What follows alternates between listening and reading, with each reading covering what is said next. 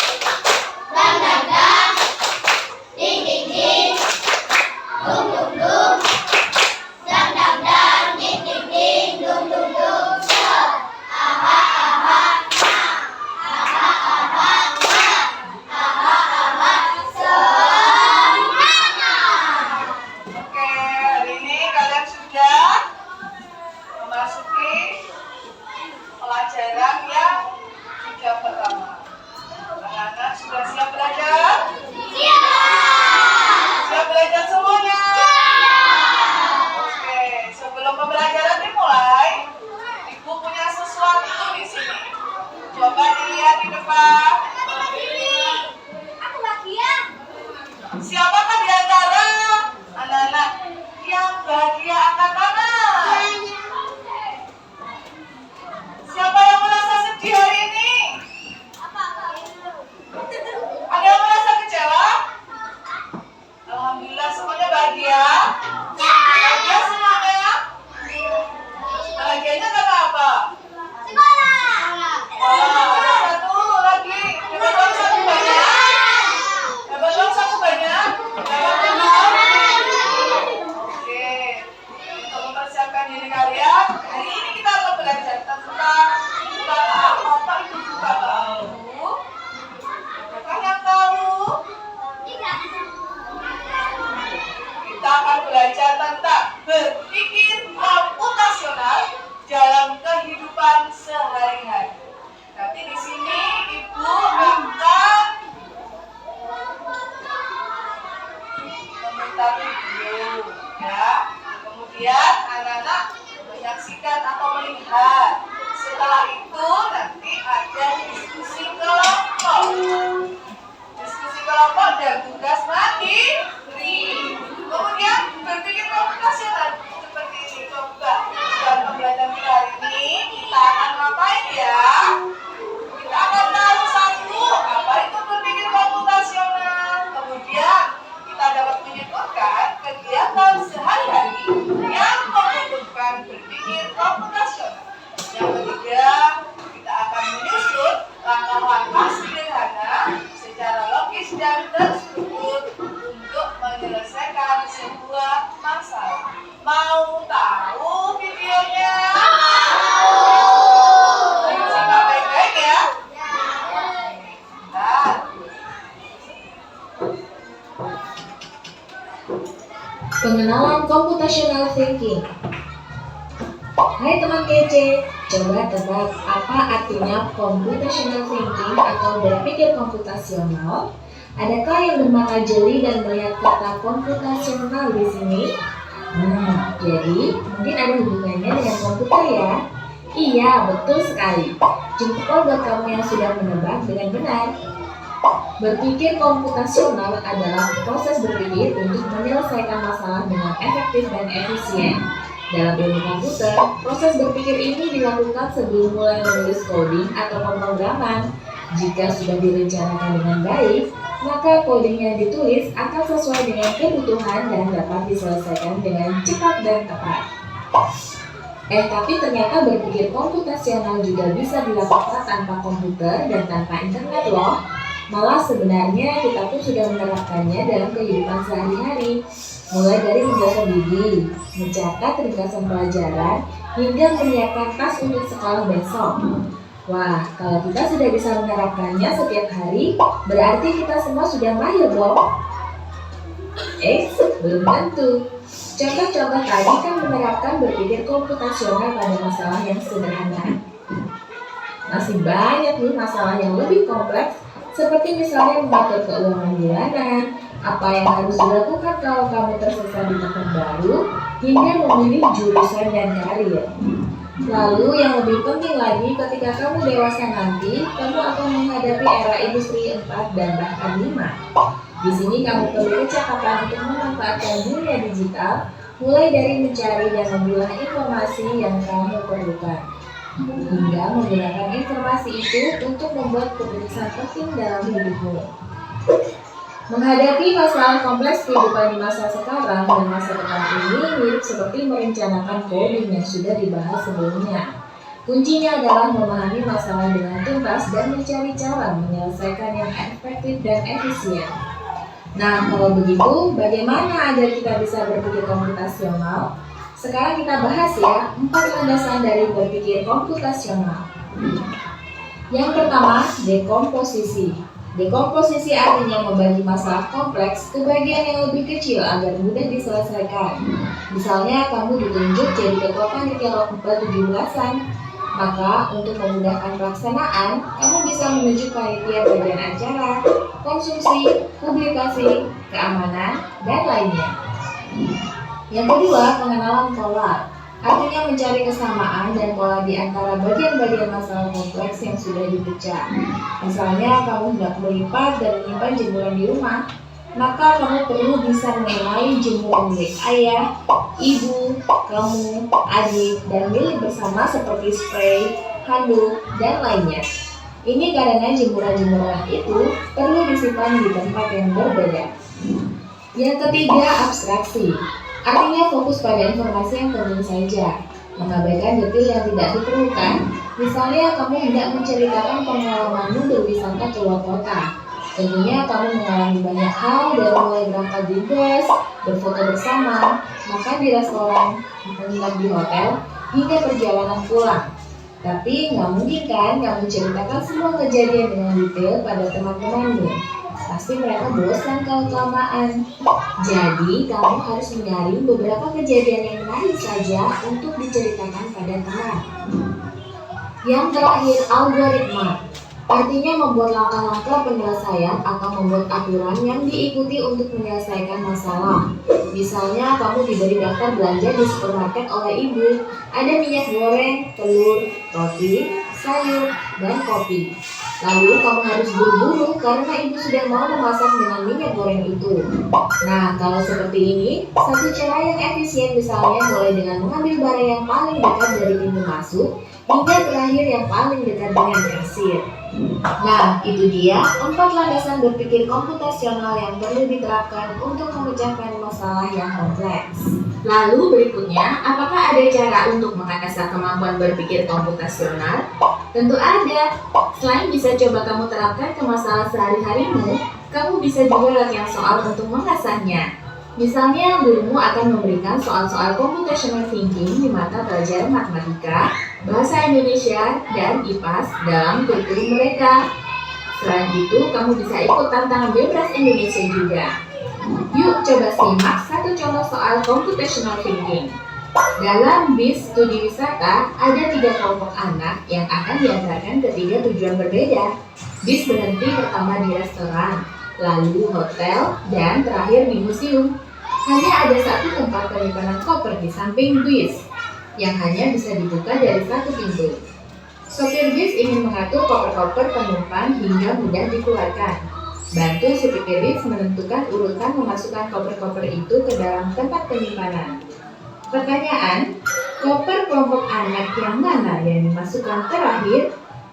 A. Anak yang ingin pergi ke museum. B. Anak yang ingin pergi ke restoran. C. Anak yang ingin pergi ke hotel. Atau D. Yang manapun boleh. Soal ini diadaptasi dari challenge.bebas.org. Kalau kamu tahu, coba ya dijawab di kolom komentar. Kejar Sudah menyimak tadi videonya? Sudah paham kira-kira? Apa ada catatan penting yang harus kita ketahui dalam berpikir komputasional? Oke, sekarang kita lihat satu persatu. Ada 3 pertanyaan di sini. Yang pertama, apakah itu berpikir komputasional? Apakah yang bisa menjawab dari pernyataan video yang sudah disimak tadi? Apa itu berpikir komputasional? Berpikir secara logis, oke. Berpikir untuk memecahkan masalah. Ada lagi yang mau jawab? Kita lihat jawabannya yang betul. Apa itu berpikir komputasional? Menyelesaikan masalah membagi menjadi bagian kecil agar lebih mudah dikelola. Berarti otak kita bekerjanya seperti komputer. Tepuk tangan buat kita semuanya. Nomor salut. Salut, salut. Salut, salut. Salut. Oke, sekarang kita kembali ke pertanyaan kedua.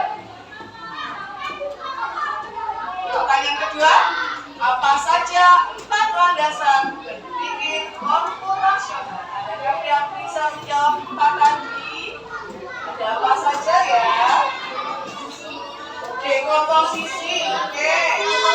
Algoritma, abstraksi, satunya? Ya, algoritma tadi. Satunya? Pengelolaan pola. Coba kita lihat jawabannya. Betul kan? Ada berapa? 4. 1. Dekomposisi. 2. Pengenalan pola. 3. Abstraksi. 4. Algoritma. Nanti dari sini akan tahu anak-anak. Coba saya punya kalian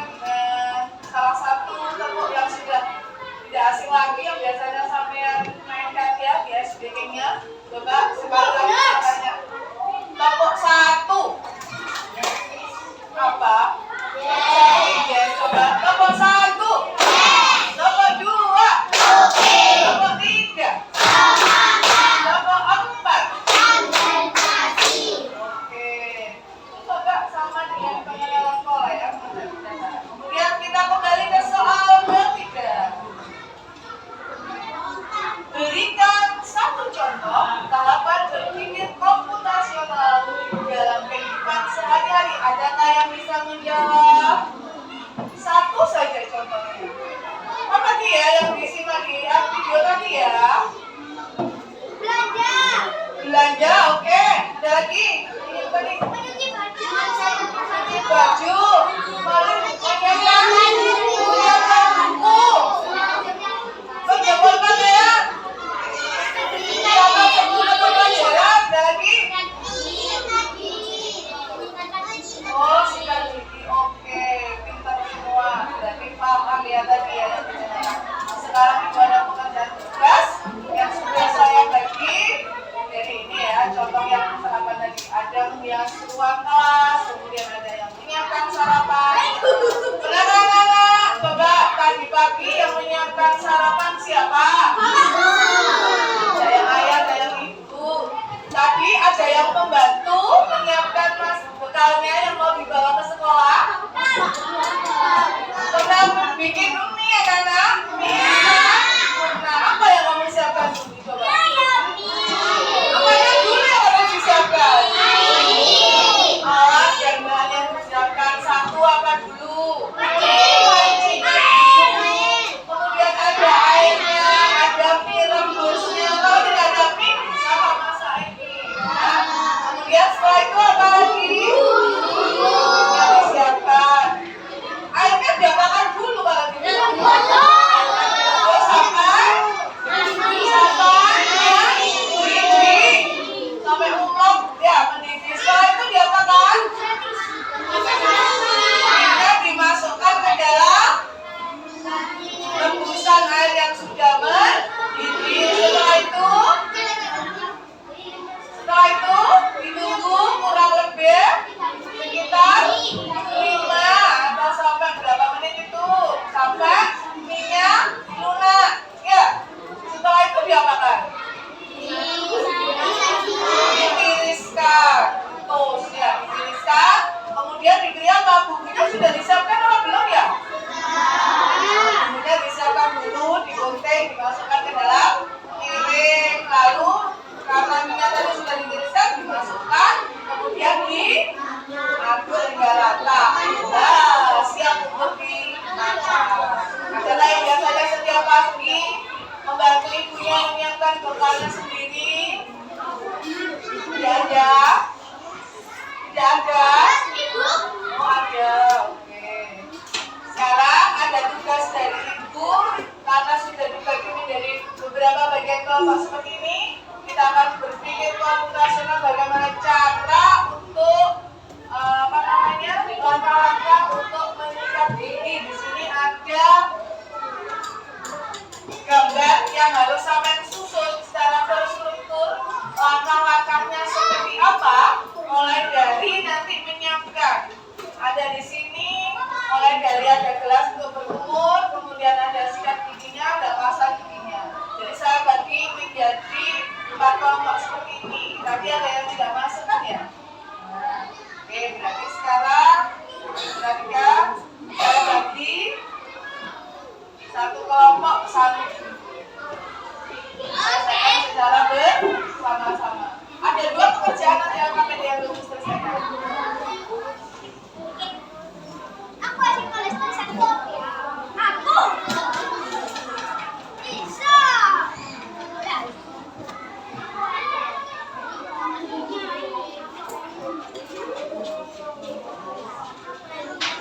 Baru juga lihat.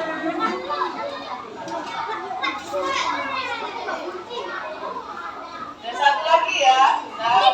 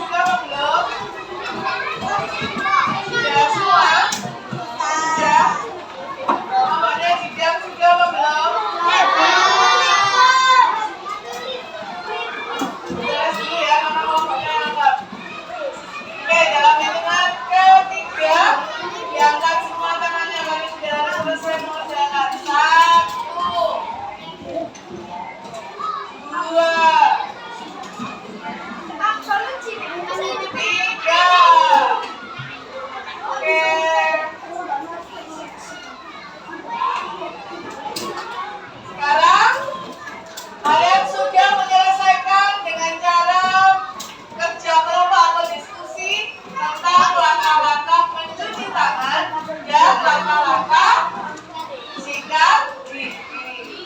Dari masing-masing kelompok nanti saya undi dulu. Mau kelompok yang manakah yang akan maju terlebih dahulu?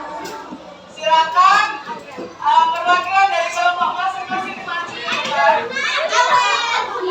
Tanpa membawa hasilnya. Perwakilan dulu.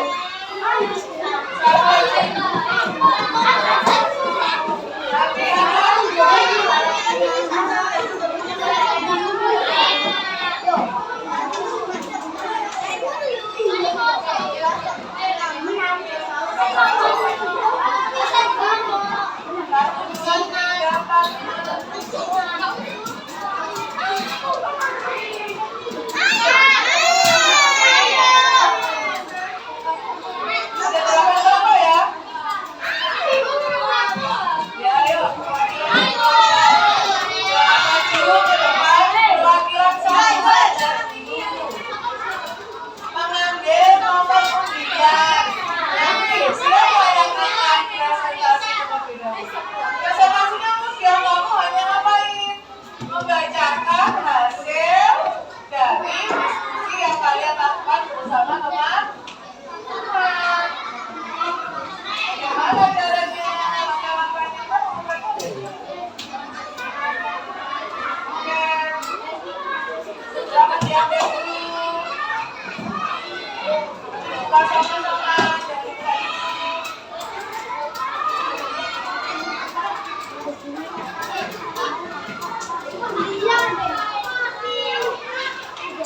Oke, kita buka sama-sama dulu. Dalam hitungan 3 dibuka. Nanti pertama berhitungan 3. Nanti kelompoknya siapa yang akan maju, silakan mempersiapkan dirinya masing-masing. Kita mulai. 1, 2, 1.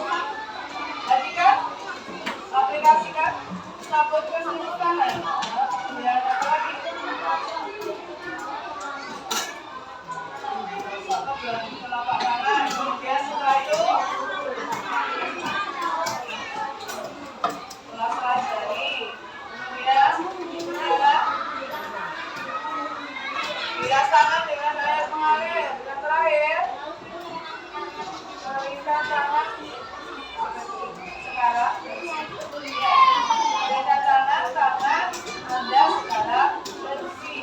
Adakah yang tidak sama?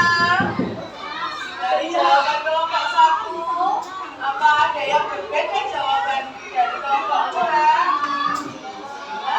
Betul, sama semua? Sama? Kelompok 1 yang warna sikat gigi tadi, yang tidak sama lagi kelompoknya siapa? Kelompoknya Naila, coba. Saya pengen tahu yang kelompoknya Naila, yang kelompok pertama bersikat gigi, ada apa aja urutannya? Ini bacakan, tidak apa-apa. Bacakan saja. Dibacakan. Ayo. Naila, dibaca.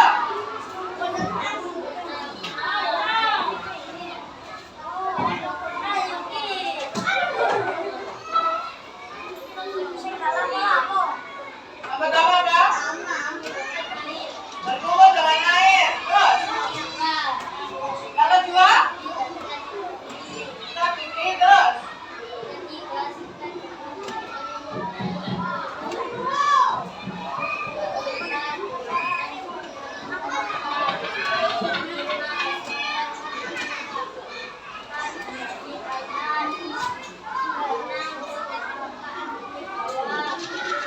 Ya berarti yang berbeda dulu ya. Yang urutan kedua tadi siapa? Yang urutan dulu yang kedua.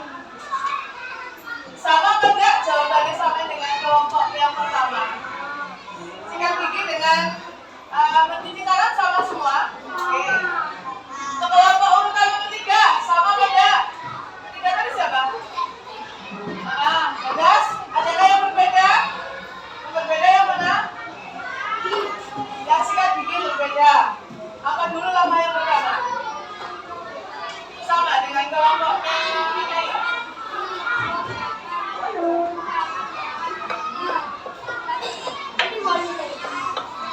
Kelompoknya ini sama? Kelompoknya sama? Kelompoknya sama? Sama? Sama untuk mencuci lagi. Silakan nanti dari tepuk tangan dulu untuk kelompok 1. Oke, nanti kelompok yang berbeda silakan untuk maju ke depan. Yang berbeda yang mana nanti yang lainnya kita simak videonya sama-sama ya. Apakah yang betul nanti apa-apanya bagaimana? Silakan duduk. Yang berbeda tadi kelompoknya ada kelompoknya siapa? Kelompoknya Bagas dan kelompoknya Naila. Oke, yang mana dulu? Guys, yang mana dulu? Yang mau Bagas dulu. Oke, ya. Ayo silakan duduk semuanya.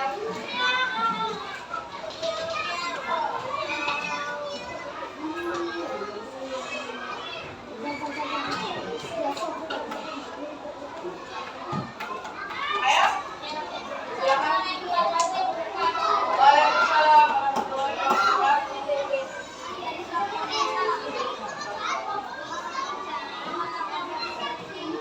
Yang berbeda tadi yang sikat gigi saja. Oke. Kemudian pasta gigi dan sikat gigi. Kemudian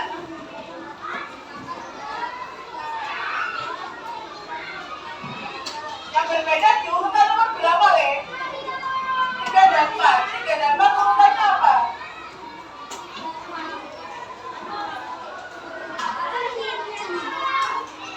3 dan 4 permukaan gigi atas sama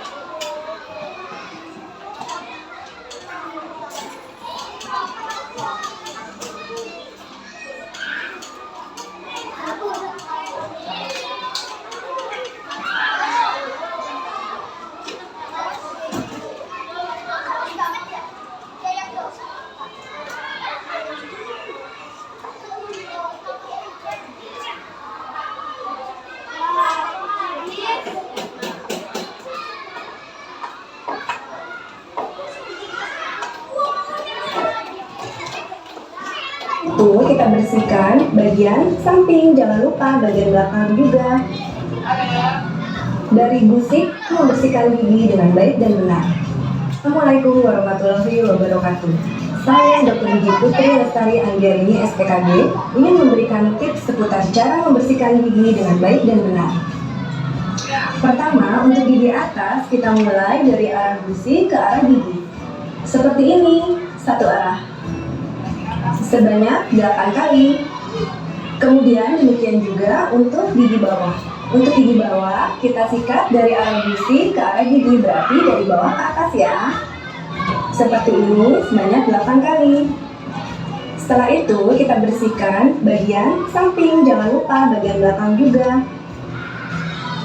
Dari gusi ke arah gigi untuk gigi atas, dan dari gusi ke arah gigi untuk gigi bawah. Bisa juga dengan gerakan memutar seperti ini. Ini untuk sisi kiri, kemudian kita lanjutkan untuk sisi kanan dengan cara yang sama. Dari gusi ke arah gigi, dari gusi ke arah gigi, kemudian gerakan seperti ini. Kemudian kita lanjutkan di bagian permukaannya. Untuk permukaan gigi belakang, kita sikat seperti ini ya. Kita lanjutkan di sisi sebelahnya. Kemudian gigi atasnya juga jangan lupa. Sebelah kanan dan sebelah kiri. Jangan lupa untuk bagian dalamnya juga disikat ya. Dari arah gusi ke arah gigi. Setelah semua permukaan gigi sudah tersikat, jangan lupa kita bersihkan lidahnya juga ya. Dengan bagian belakang sikat gigi. Supaya kotoran yang ada di dalam lidah bisa bersih. Demikian tips cara membersihkan gigi dengan baik dan benar. Jangan lupa jaga kesehatan gigi.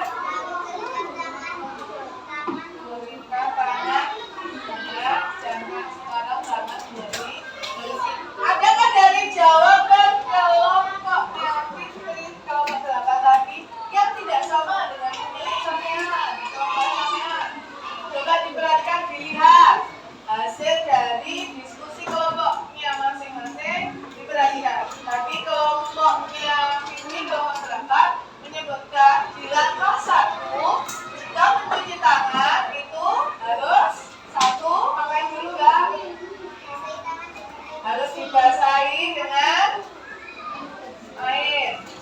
Kemudian yang pertama berarti basahi tangan. Ada yang tidak sama nomor 1 urutannya? Sama semua? Ada yang tidak sama? Sama?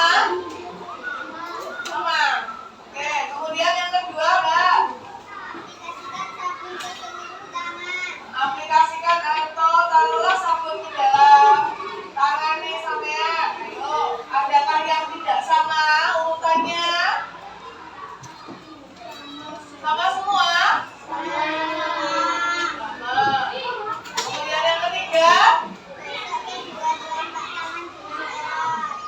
gosok kedua telapak tangan dengan keras. Gosok. Sudah ada yang berbeda entah itu jawabannya betul atau sama semua? Berikutnya, urutan berikutnya. Jelaskan pertanyaannya. Kenapa? Fokus pada area soal jari. Fokus pada area jari. Anda tahu urutannya yang berbeda? Betul? Urutannya sama semua. Di nomor berapa itu? Nomor 4. Sekarang nomor 5 urutannya. Apa lagi tadi? Bilas tangan dengan air mengalir. Kemudian yang terakhir. Berikan. Nah, dan kalau kita perhatikan videonya, terlebih dahulu. Dan sekarang kelompoknya Fitri silakan kembali ke tempat duduknya. Nanti sama semua ya, semua kelompok. Oke, silakan kita lihat dulu apakah videonya sama.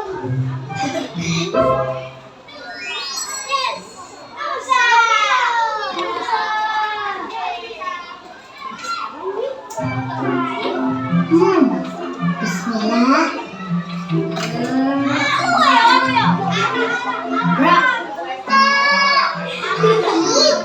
Aku mah bisa cuma ngingetin kalau makan jangan lupa cuci tangan. Soalnya kan Ketiga, kesucian separuh dari iman. oh biar bisa lawan kuman. Oke,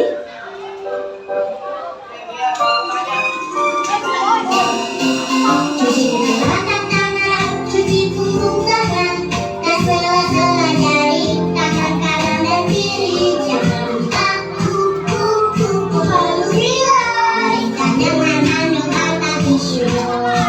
Cuci tangan.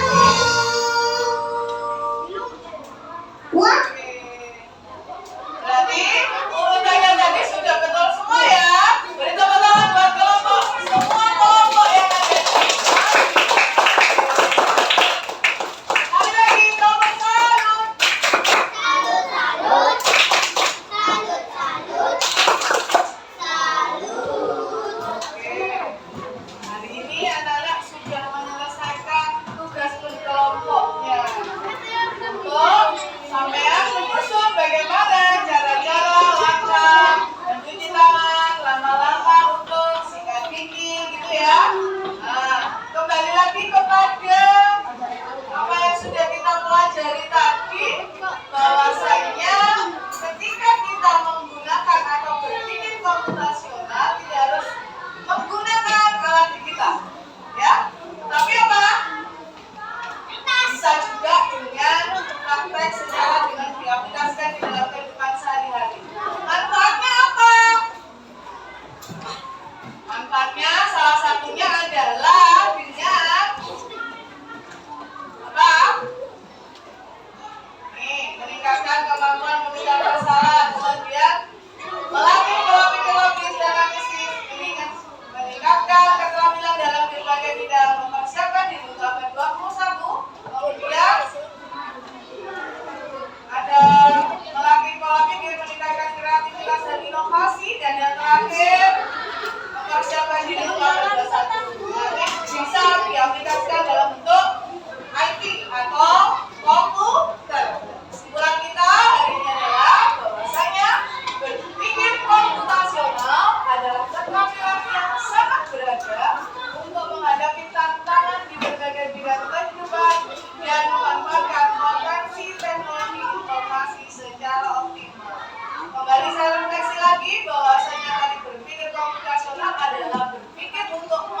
memecahkan masalah menjadi bagian-bagian yang penting. Ya, seperti tadi sama nggak melipat baju, ya kan? Kalau pergi ke sekolah mau lewat jalan mana dulu yang paling dengan rumah kamu. Kemudian ada 4 unsur landasan berpikir komputasional. Yang pertama tadi ada dekomposisi, yang kedua ada berpikir pola, algoritma,